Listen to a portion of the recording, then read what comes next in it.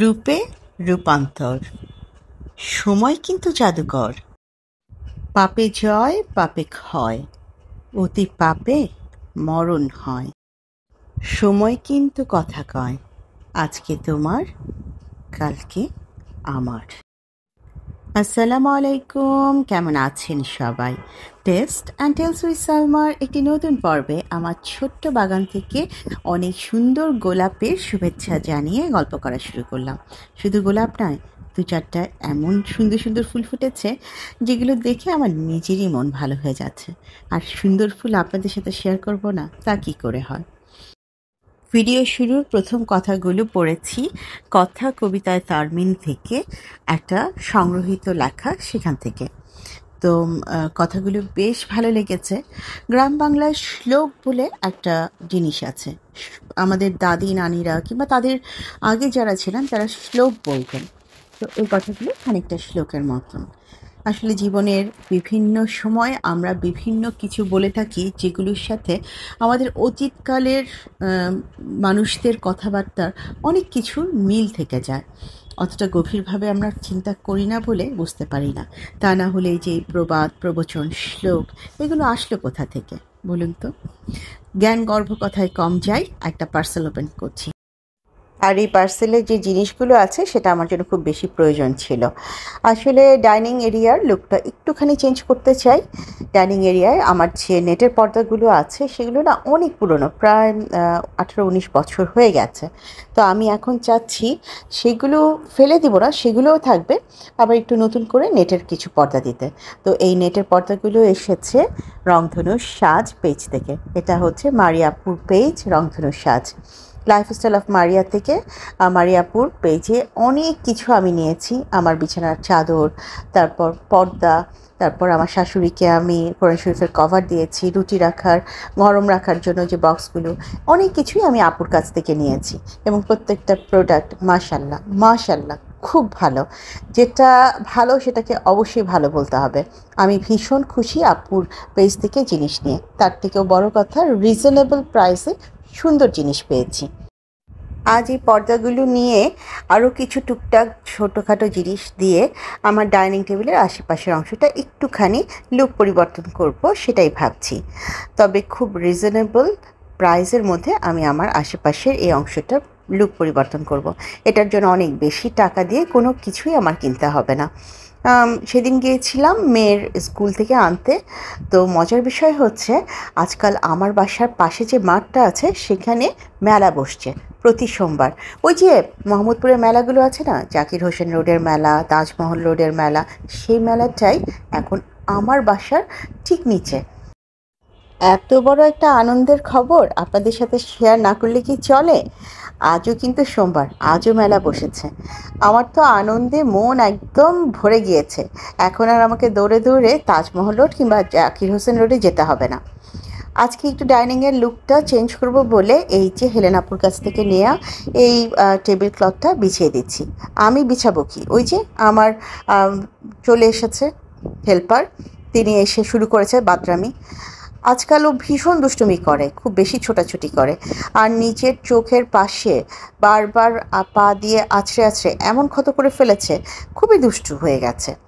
একটুখানি এখানে ডাইনিং টেবিলে কিছু ফ্রেশ প্ল্যান্ট দিয়ে সাজানোর চেষ্টা করছি। বললাম না, সাজানোর চেষ্টা করছি। একদিকে জিনিস সাজাই তো আরেকদিকে তিনি সেগুলো টানাটানি করে নামিয়ে ফেলে, খুব বেশি দুষ্টু হয়ে গেছে। আজকাল তো ইনডোর প্ল্যান্টসগুলোকে ঘরে রাখতেই পারি না, যাই রাখি তাই সে চাবিয়ে চাবিয়ে খেয়ে ফেলে, আর সেটা খাওয়ার পর তার চুলকানি আরও বেশি বেড়ে যায়। যাই হোক, টেবিলটা গোছাতে গোছাতে আমার খালা চলে এসেছে। খালাকে বললাম পর্দাগুলো একটু নামিয়ে সুন্দর করে গ্রিলটা মুছে দাও, যাতে আমি আবার নতুন পর্দা এখানে তুলে দিতে পারি। আর নতুন পর্দা দেওয়ার আগে কাচটা, গ্রিলটা এগুলো যত সুন্দর করে পারো মুছে ফেলো। জানলার চারপাশটা খুব ভালো করে পরিষ্কার করে এই যে নতুন পর্দাগুলো লাগানো শুরু করেছি। খালা নিজেই সব কিছু লাগাচ্ছিল, আমি জাস্ট পাশে থেকে থেকে তাকে সাহায্য করছিলাম। ইনস্ট্রাকশন দিয়ে বুঝিয়ে দিচ্ছিলাম কিভাবে কুচিগুলোকে সাজাবে। তো অনেক দিন পর আবার একটু ভিন্ন কিছু এখানে দিয়ে আমার নিজেরও দেখতে খুব ভালো লাগছে। খালাকে বুঝিয়ে দিচ্ছি যে কুচিগুলো সুন্দর করে ফেলো, দেখতে যাতে খুব ভালো হয়। খালা নিজেও খুব আগ্রহ নিয়ে নিয়ে এগুলো গোছাচ্ছে। আমার কি মনে হচ্ছে জানেন, এখানে 3 পিস না দিয়ে 4 পিস পর্দা দিলে দেখতে আরও বেশি ভালো লাগবে। দেখা যাক আপনারা কি মতামত দেন। আপনারা আমাকে জানাবেন এখানে যে 3 পিস পর্দা রেখেছি সেটাই ঠিক আছে, নাকি আমি আরও 1 পিস পর্দা বাড়িয়ে দিব। আমার কেন জানি মনে হচ্ছে 4 পিস পর্দা দিলে দেখা যাক, খুব শীঘ্রই হয়তো আরও 1 পিস পর্দা কিনতে পারি। আগে দেখি আপনারা কি মতামত দেন। অনেক দিন পর ডিপ ফ্রিজের উপরটা একটু পরিষ্কার করতে এসেছি। অনেক দিন এদিকের কাজে হাত দেওয়া হয় না, বেশ ময়লা জমে গিয়েছে। প্রথমে একটা ন্যাকড়া দিয়ে খুব ভালো করে ডিপ ফ্রিজের চারপাশটা পরিষ্কার করে নিয়ে আজকে একটা সুন্দর জিনিস বিছাবো। ওই যে বললাম না সোমবারের মেলা, তো মেলায় গিয়েছিলাম। মেলার থেকে এই ডিপ ফ্রিজের উপরে বিছানোর জন্য একটা খুব সুন্দর মেট কিনে এনেছি। আমার তো বেশ ভালো লেগেছে, ব্লকের উপরে করা। তো এই ধরনের মেটগুলো দিয়ে না সাজাতে খুব ভালো লাগে। তো ভাবলাম একটু ডিফারেন্ট কিছু করি, একটু ডিফারেন্ট লুক আনি। সবই তো আমার নেটের হয়ে যাচ্ছে, ক্রিম কালার, হোয়াইট কালার হয়ে যাচ্ছে। একটু ডিফারেন্ট কালার দিয়ে দেখি কেমন লাগে। প্রথমে এভাবেই কালো গাছটা রাখছিলাম, পরে মনে পড়লো না না, আমার তো একটা টব রাখার জন্য সুন্দর জিনিস আছে। তো সেই জিনিসটার মধ্যে টবটা রেখে তারপর আবারও দেখছিলাম কেমন লাগে। মাশাআল্লাহ, এখন দেখতে কিন্তু বেশ সুন্দর লাগছে, তাই না? তো দেখুন তো, বলুন কেমন লাগছে ডিপ ফ্রিজের উপরটা। আমি চেষ্টা করলাম একটু নতুন লুক দিতে, একঘেয়েমি জিনিসপত্র দেখতে ভালো লাগে না। আর এই যে পুরোটা সাজানোর পর এই হচ্ছে আমার ডাইনিং এরিয়ার লুক। আপনারা জানাবেন আপনাদের কেমন লাগছে। এই যে নতুন পর্দা দিলাম, তারপর এই পাশে একটা সুন্দর মিরর আছে যেটা আমার পেজে ছিল, এখন আর অ্যাভেলেবল নেই। ডিপ ফ্রিজের উপরে এভাবে একটু সাজালাম। ভালো কথা, এই মেটটার প্রাইস কিন্তু মাত্র 150 টাকা, মেলা থেকে নিয়েছি। আরও একটা জিনিস নিয়েছি, ওভেনের উপরে বিছানোর জন্য হুবহু এরকমই আরেকটা মেট নিয়েছি, কিন্তু আজকে আর সেটা বিছিয়ে আপনাদেরকে দেখাচ্ছি না। ইনশাল্লাহ এর পর আরেকদিন ওভেন ক্যাবিনেটটা সাজাবো যখন, তখন দেখাবো। এখন এই পাশে যে আমার বড় ক্যাবিনেটটা আছে সেটা অনেক দিন থেকে একই রকম মেট দেওয়া ছিল, ভাবলাম একটু এখানেও মেট লুকটা চেঞ্জ করে দিই। আড়ঙের এই রানারটা এখানে বিছিয়ে দিয়ে একটু নতুনভাবে সাজানোর চেষ্টা, পুরনো জিনিস দিয়ে নতুন লুক আনার চেষ্টা। অনেক দিন পর আবার নতুন করে সব কিছু সাজাচ্ছি, গোছাচ্ছি। অনেক দিন লাইফস্টাইল ব্লগে কাজকর্ম সেভাবে দেখানো হচ্ছে না। বিজনেস নিয়ে একটুখানি ব্যস্ত ছিলাম, সেই সাথে ব্যস্ততা তো থাকেই নিজের পারিবারিক আরও অন্যান্য অনেক কিছু নিয়ে। জীবন মানেই ব্যস্ততা, হাবিঝাবি নানা রকমের ব্যস্ততা। আর এই সব ব্যস্ততার মধ্যে দিয়েই এক সময় কাজ করতে করতে টুস করে মরে যাব। আর মরে যাওয়ার পর মনে হবে কী নিয়ে এত ব্যস্ত ছিলাম যে একেবারে খালি হাতে এসে হাজির হলাম। সত্যি দিন যাচ্ছে চোখের নিমিষে, ক্যালেন্ডারের পাতা উল্টাতে উল্টাতেই বছর শেষ, কিন্তু আমলনামা একদম খালি। কিভাবে যে যাব, কী নিয়ে যে যাব, সেটা ভাবতে গেলে গা শিউরে ওঠে। যাক, সে কথা, আপনাদের সাথে গল্প করতে করতে আমার ডাইনিং এরিয়াটা মোটামুটি গোছানো শেষ হয়েছে। ড্রয়িং রুমের দিকে উকি দেওয়ারও সুযোগ পেলাম না, তার আগেই কিচেনে চলে আসতে হয়েছে। ছোটো মেয়ে স্কুলে যাওয়ার আগে আবদার করেছিল যে মা, অনেক দিন পোলাও রোস্ট খাই না, আজকে শুধু পোলাও আর রোস্ট করবে, আজকে আমি আর অন্য কিচ্ছু খাবো না। তো ভাবলাম ঠিক আছে, মেয়ের কথা একটু রাখি। তো একদিকে রোস্টের জন্য মুরগির মাংসগুলো ভাজতে দিয়েছি, আর অন্যদিকে একটু বেরেস্তা করে তুলে রাখবো। এই রোস্টের ব্যাপারটা আগে আমার কাছে অনেক কঠিন মনে হতো, কিন্তু এখন এই কাজটা আমার কাছে খুব বেশি একটা কঠিন মনে হয় না। কারণ প্রথমেই আমি যে কাজটা করি সেটা হচ্ছে রোস্টের ম্যারিনেটটা একটু করে রাখি, আর এখন তো রোস্ট মশলা আছেই।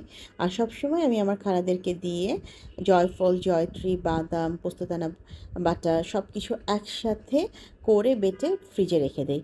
যখনই বাচ্চারা রোস্ট খেতে চায় সেই মশলাটা বের করে রাঁধুনির যে শাহি রোস্টের মশলা আছে সেটা দিয়ে একটু রোস্ট রান্না করে দিই। সেইভাবে আসলে রেসিপি শেয়ার করবার কিছু নেই, আমার ভাই আপুরা আমার থেকে অনেক ভালো করে রান্না জানেন, সেই জন্য আমি খুব বেশি শেয়ার করছি না। আজকে শুধুমাত্র একটা মুরগি রোস্ট করব বলে সেভাবে রেডি করে নিয়েছি, বাচ্চারা 2 বেলা খেয়ে নেবে। আমার আর ডাক্তার সাহেবের জন্য আলাদাভাবে কিছু রান্না করা হয়েছে, যেমন সিম আলু দিয়ে মাছ রান্না করা হয়েছে, তারপর একটা ভাজি আছে, ডাল আছে। তো আমি আর ডাক্তার সাহেব পোলাও রোস্ট সেভাবে খেতে পছন্দ করি না, কিন্তু বাচ্চারা যেহেতু পছন্দ করে এই খাবারটা বাচ্চাদের থাকবে, আর আমরা দুজন আমাদের খাবারগুলো খাবো। আচ্ছা, আজকে মাসের ৯ তারিখ আপনাদের কাছে আমার নতুন খালা সম্পর্কে একটা সুন্দর রিভিউ দেই। আলহামদুলিল্লাহ, আমি খুব ভালো একজন খালা পেয়েছি। থু, থু, কেউ নজর দিবেন না। এত ভালো খালারকে নজর দিলে খালাও দুষ্টু হয়ে যাবে। খবরদার বলছি, যার যার খালার গায়ে সূরা পড়ে ফু দেন, কিন্তু আমার খালার দিকে নজর দেওয়া যাবে না। মাশাআল্লাহ, আল্লাহ আমাকে এত ভালো একটা খালা জুটিয়ে দিয়েছে। খালা সকালবেলা এসে আমাদেরকে সাথে নিয়ে নাস্তা খায়, চা খায়। তারপর আরেকজন খালা আসবে, তার জন্য চা গুছিয়ে রাখে। সবচেয়ে বড় কথা, আমাকে রান্না করে দেয়। আর তাকে আমি ১ দিন ২ দিন আমার মশলার ব্যাপারটা বুঝিয়ে বলেছি যে আমরা কম ঝাল মশলায় রান্না খেতে পছন্দ করি, কম তেল, কম ঝাল, কম লবণ। এত সুন্দর বিষয়টা বুঝতে পেরেছে এবং আমরা খুবই মজা করে তার রান্না করা খাবারগুলো খেতে পারছি। সহজে আমার বাসার লোকজন কিন্তু রান্না পছন্দ করে না, অন্যদের কারো রান্না করা খাবার খেতে চায় না। কিন্তু এবার খালার রান্নাটা তারা বেশ এনজয় করে খাচ্ছে। আমিও একটা অনেক বড় রিলিফ পেয়েছি। যে দিনগুলোতে আমি অনেক বেশি ব্যস্ত থাকবো, অন্তত সেই দিনগুলোতে খালা আমাকে রান্নাটা করে দেবে। অন্য দিনগুলো না হয় আমি আমার মতন করে করব। আমি তাকে তাই বলেছি যে তোমাকে রান্না রেগুলার করতে হবে না, সপ্তাহে ১ দিন কিংবা ২ দিন, কিংবা আমি যখন খুব বেশি অসুস্থ থাকবো, ব্যস্ততা থাকবো, সেই দিনগুলো রেগুলার তোমার রান্না করার প্রয়োজন নেই। আল্লাহ যা করে ভালোর জন্যই করে। আমার আগের খালা আমাকে বেশি প্যারা দিচ্ছিল জন্যই আমি সেই খালাকে ছেড়ে দিয়েছি। এই জন্য আল্লাহ আমাকে একটা ভালো খালা দিয়েছে। যাক, এবার এই খালা নিয়ে আমি কতদিন সুখে শান্তিতে থাকতে পারি সেটাই হচ্ছে সবচেয়ে বড় কথা। খবরদার কেউ নজর দিবেন না আমার খালার প্রতি।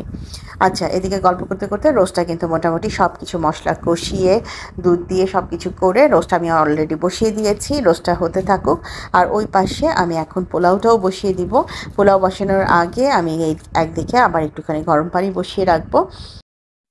অনেকদিন পর রোস্ট রান্না করতে যেয়ে টের পাচ্ছি যে আসলে মশলা অনেক কিছু গুলিয়ে ফেলেছি। আগে কোনটা দিব, পরে কোনটা দিব, সেগুলো নিয়েও একটু ঝামেলা হচ্ছিল, মনে করে দিতে পারছিলাম না।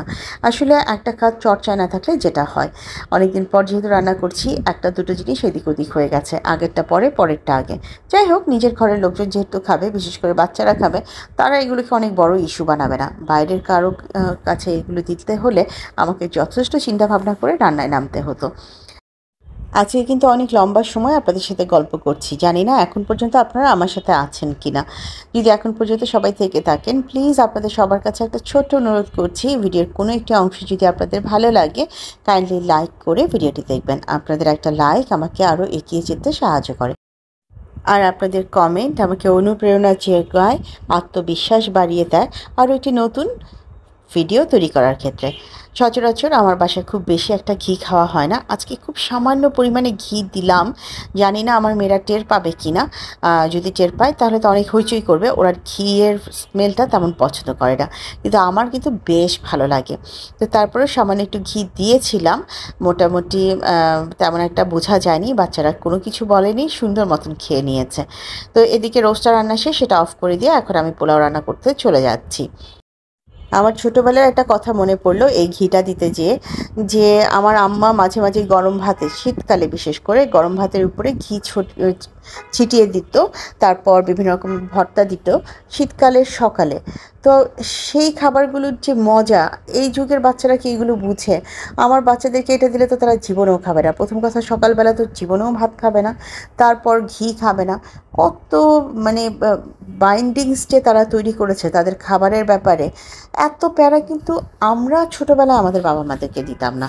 এখন যে প্যারা তারা আমাদেরকে দিচ্ছে। পোলাওয়ের চালটা খুব ভালো করে ভেজে নিয়ে এখানে গরম পানি দিয়ে দিলাম পরিমাণ মতন।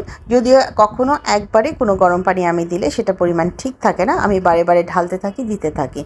এই করতে করতেই আমার পোলাও রান্না হয়। আর তারপর একটু দমে বসিয়ে রাখবো। প্রথমে একটু আঁচটা বাড়িয়ে দিয়ে তারপর দমে বসিয়ে রাখবো। আমি কোনো রেসিপি এখানে শেয়ার করার সাহসই পাচ্ছি না, কারণ আমার ভাইয়াপুরা অনেক ভালো পারেন, এই জন্য আমি কখনো কোনো রেসিপি শেয়ার করি না।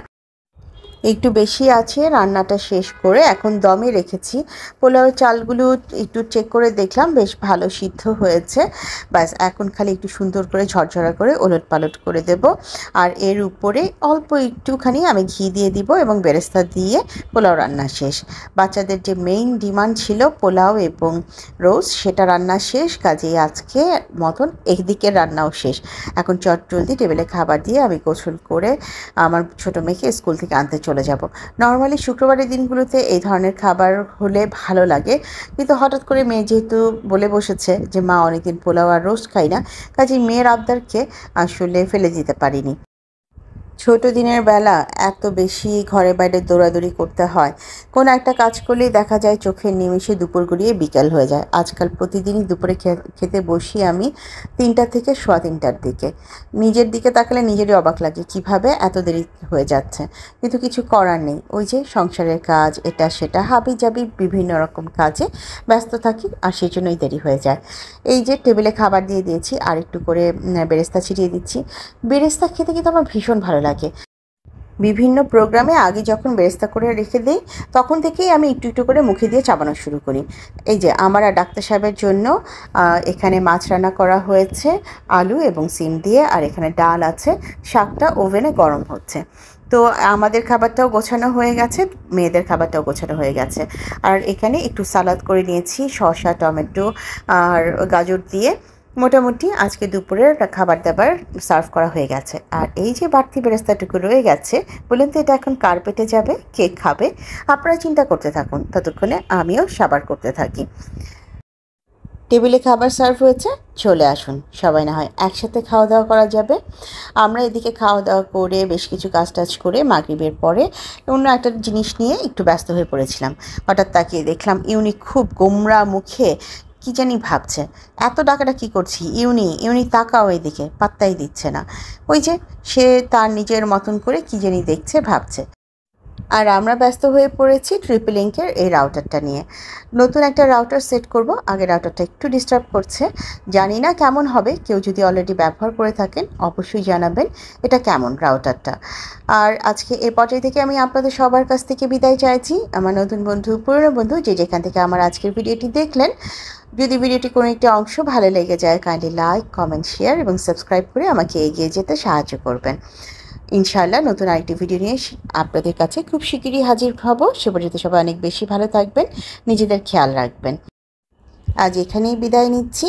আল্লাহ হাফেজ এবং আসসালামু আলাইকুম।